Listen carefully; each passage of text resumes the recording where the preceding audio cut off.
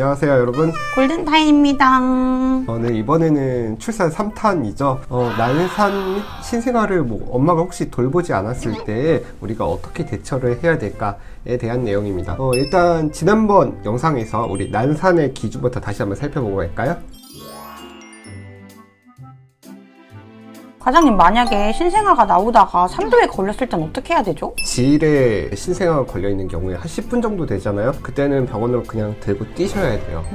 근데 이때 또 다른 것 중에 하나가, 아이는 나왔는데 입줄은 그 산도에 남아있는 경우이거든요. 이거 그림으로 한번 보실까요? 다음 상황이 되게 되면은 줄을 거즈로 붙잡아가지고 부드럽게 당겨서 배출을 도와주셔야 돼요. 이때 줄이 끊어지면 진짜 사고거든요.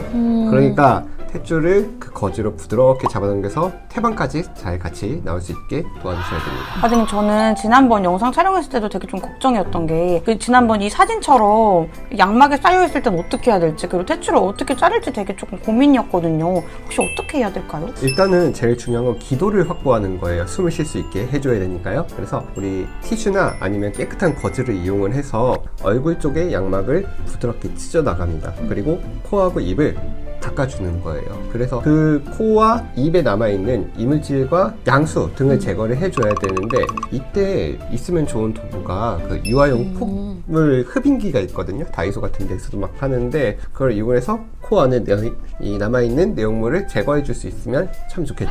그러고 난 뒤에 아이의 머리를 45도 각도로 내려가지고 등을 위아래로 부드럽게 쓸어서 첫 울음을 터뜨릴 수 있도록 도와주시는 겁니다. 이때 중요한 것 중에 하나가, 절대로 태반이나 탯줄이 찢어져서는 안 된다라는 거 매우 주의해 주셔야 돼요. 근데 아기가 만약에 숨을 안 쉬는데 혀가 파랗게 질려있으면 어떡해요? 만약 양수를 너무 많이 먹은 것 같다라고 생각이 들어지면은 아이를 이 수건으로 단단하게 잡는 거예요. 그래서 머리하고 목을 잘 고정을 해주고 난 다음에 위에서 아래로 내리는 동작을 한두 번 정도 취해줍니다. 그러고 난 다음에는 손가락을 이용을 해서 아이의 가슴을 분당 20회에서 40회가량 마사지를 해주는 거예요. 그러면은 이에 대해 안 좋은 징후라는 게 있을까요?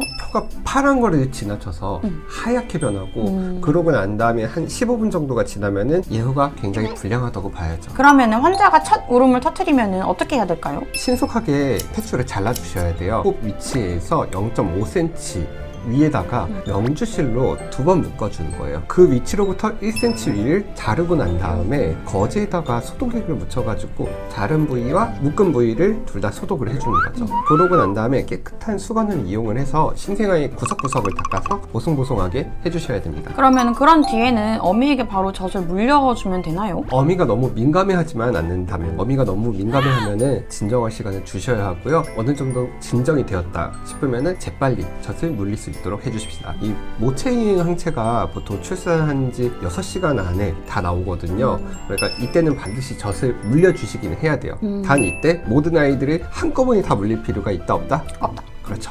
그럴 필요는 전혀 없다라는 거 잘하시네요. 그래서 출산 중에는 아이들을 딱 하나씩만 물리시는 게 좋고요. 나머지 아이들, 젖을 물린 아이들은 옆에 따뜻한 곳에다가 살짝 옮겨 놓을 수 있도록 합시다. 만약에 어미가 젖을 물리려고 하지 않으면 어떡해요? 인공포유를 해야 되는데요. 이게 진짜 힘들거든요.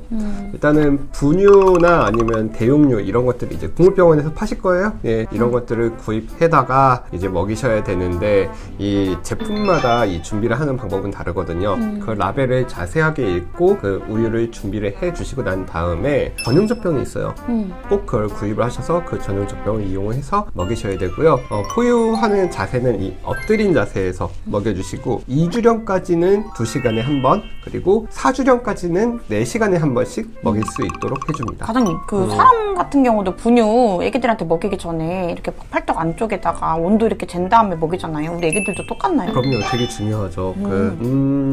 그리고 우리도 그 분유 같은 거 먹일 때 공기 안 들어가게 먹여야 된다고 하잖아요. 그런 것들도 되게 중요해요. 너무 기울여가지고 가스가 들어가면 애기들도 가스가 차기 때문에 그렇지 않게 잘 기울여가지고 공기가 안 들어가게 먹이시는 것도 중요하고요. 그 다음에 사람하고 다른 게 있다라고 하면은 급이를 하고 난 다음에 배변, 배뇨 유도를 해주시는 거예요. 깨끗한 휴지로 생식기하고 항문을 한 10초에서 60초가량 이제 문질러 주셔야 됩니다. 매번 아이들이 배변 배뇨를 할 필요는 없긴 하지만은 매번 시도를 배부를 해주셔야 됩니다. 그럼 밥을 안 먹이면은 강제로 저희가 먹이는 건 어때요? 예를 들어 뭐 주사기 같은 걸로 강제급여를 한다거나. 그런 방법이 있기는 한데요. 집에서는 하지 마세요. 하다가 기도로 들어가가지고 오연성 폐렴이 오는 경우들이 있거든요. 그럼 어미가 젖을 잘 물리면 인공포유는 따로 안 해도 되는 건가요? 대부분의 경우에는 굳이 할 필요는 없는데요. 신생아 수가 8마리가 넘어가면은 그때는 보호자가 도움을 주시는 것이 좋습니다. 생각만 해도 좀 힘들지 않을까요? 우리 101마리 달마시아는 진짜 굉장한 거예요. 그러니까요. 대부분의 경우에는 굳이 인공포유를 안 해주셔도 되는데요. 근데 만약 신생아 수가 너무 많다, 뭐 한 8마리 이상이면은 그 인공포유를 같이 해주셔야 된다라고 해요. 그 엄마로부터 나오는 젖의 양이 그 정도까지는 아니거든요. 생각을 해보면 101마리 달마시아는 진짜 대단한 거죠. 이런 힘든 인공포유는 대략 한 5주 정도 해주시게 될 거예요. 이유는 한 4주령부터 시행을 해주시는데요. 엄마가 먹던 사료를 물에다가 20분 정도 잘 불려가지고 급이해 주시면 되겠습니다. 네, 보호자분, 저희가 이렇게 3회분의 영상을 만들면서 정말 많은 정보를 얻게 되었어요. 출산은 정말 기쁜 일이죠.